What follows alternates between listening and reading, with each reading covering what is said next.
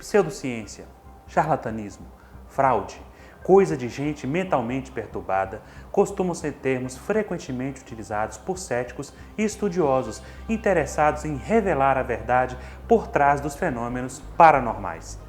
Desde os episódios ocorridos em 1848, onde três irmãs, Catherine, Leah e Margaret Fox, alegaram manter comunicação com um espírito que se manifestava por meio de batidas em sua residência em Hydesville, no estado de Nova York, o número de interessados em desqualificar o espiritismo só tem aumentado. Mas onde, afinal, tais argumentos têm buscado a sua base de sustentação? Estaria mesmo a doutrina espírita caracterizada por fraudes e apoiada apenas pela crença dos seus adeptos? É o que vamos ver no vídeo de hoje. Eu sou Alan Pinto e este é o Horizonte Infinito.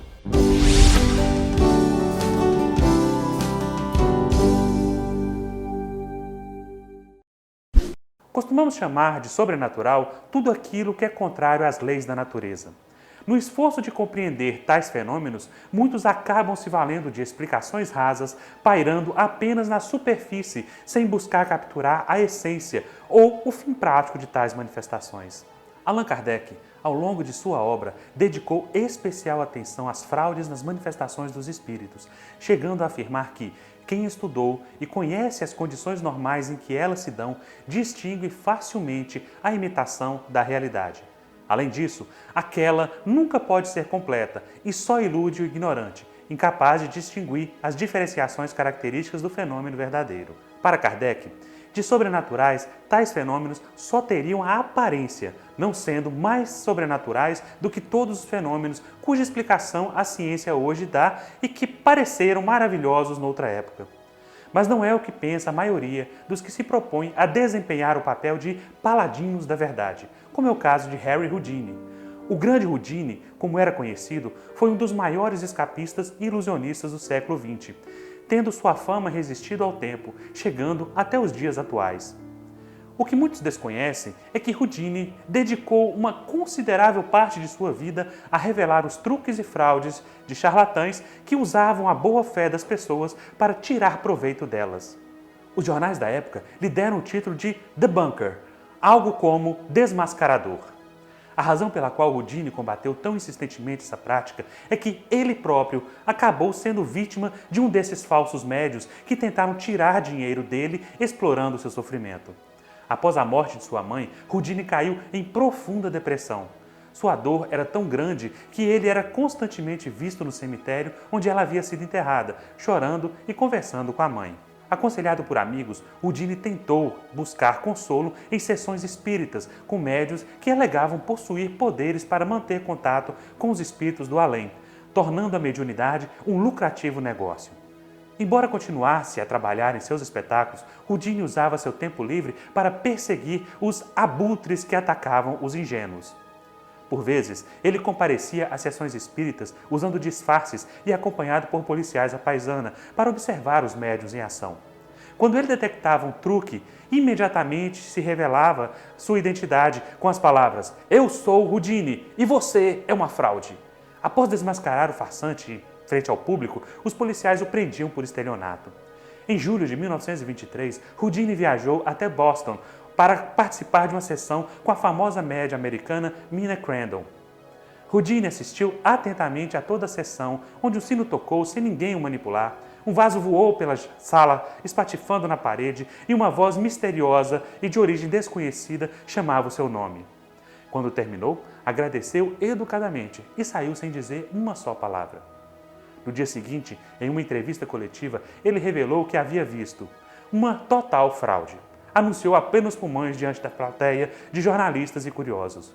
Houdini reconheceu que os truques eram muito bem executados, mas demonstrou como cada um deles podia ser realizado, sobretudo em um lugar devidamente preparado.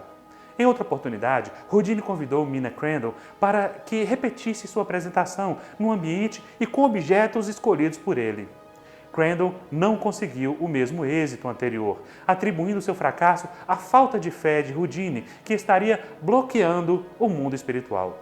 Houdini, então, passou a oferecer o prêmio de $10.000 a qualquer um que apresentasse um fenômeno autêntico que ele não fosse capaz de desmascarar. Atualmente, o canadense radicado nos Estados Unidos, James Randi, ganha a vida desmascarando planeta fora tudo o que acredita ser engodo, incluindo supostos médiuns e imagens de santos que choram sangue. Ex-mágico, ele usa seu conhecimento para revelar os truques que existem por trás dos fenômenos tidos como inexplicáveis. Sua intenção é mostrar para as pessoas que elas estão sendo enganadas. Randi considera a paranormalidade uma pseudociência e faz o desafio oferecendo o prêmio de $1 milhão a qualquer pessoa que consiga produzir um efeito paranormal num ambiente cientificamente controlado. Até hoje, ninguém foi capaz de convencê-lo do contrário. No Brasil, o papel de debunker ficou a cargo do padre jesuíta Oscar Gonzalez Quevedo, um velho conhecido dos espíritas. Aqui vemos o padre Quevedo investigando a mediunidade de Edelazio Munhoz, que alega ser capaz de materializar objetos através do algodão.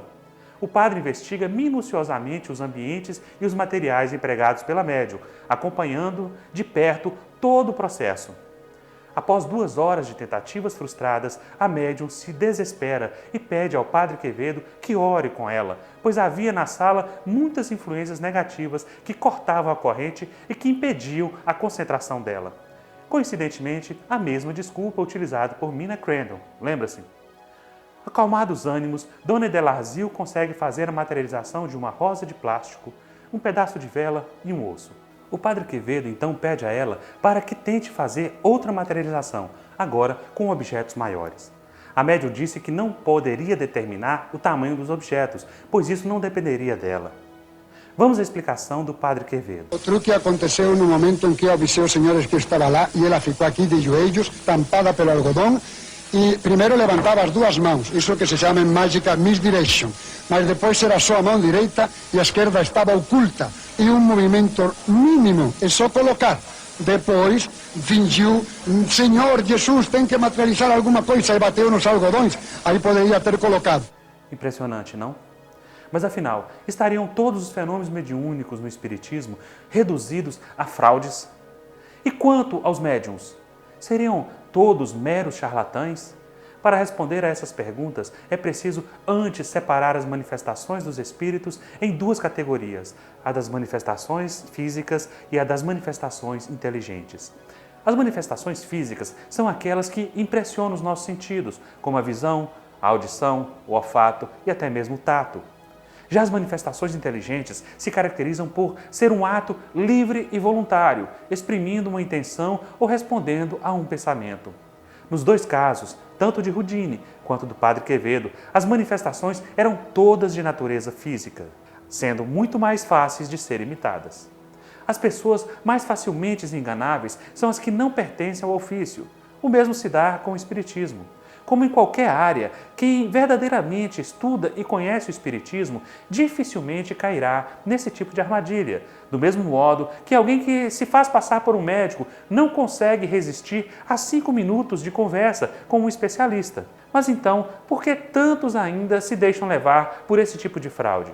Bom, primeiramente, é preciso lembrar que não há charlatanismo desinteressado, pois a fraude sempre visa a um fim, a um interesse material qualquer. Onde nada haja a ganhar, nenhum interesse há em enganar.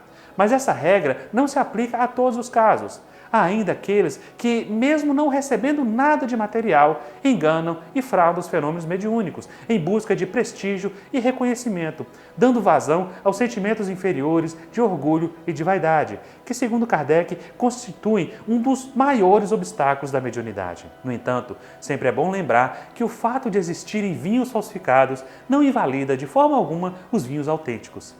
Antes de sairmos alardeando qualquer tipo de fenômeno mediúnico, façamos as seguintes perguntas quanto ao fenômeno. Poderíamos tirar algum proveito moral daquilo que se descortina diante de nossos olhos?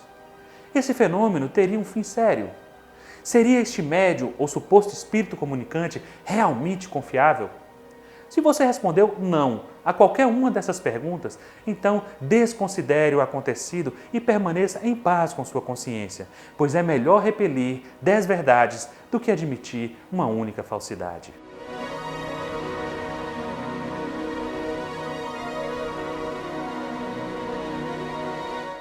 E aí, gostou desse vídeo? Então curta, compartilhe, se inscreva no canal, deixe aqui embaixo o seu comentário. Sua opinião é muito importante para que possamos continuar aperfeiçoando o nosso trabalho. E não deixe também de visitar o nosso site, o www.horizontefinito.com.br. Até a próxima!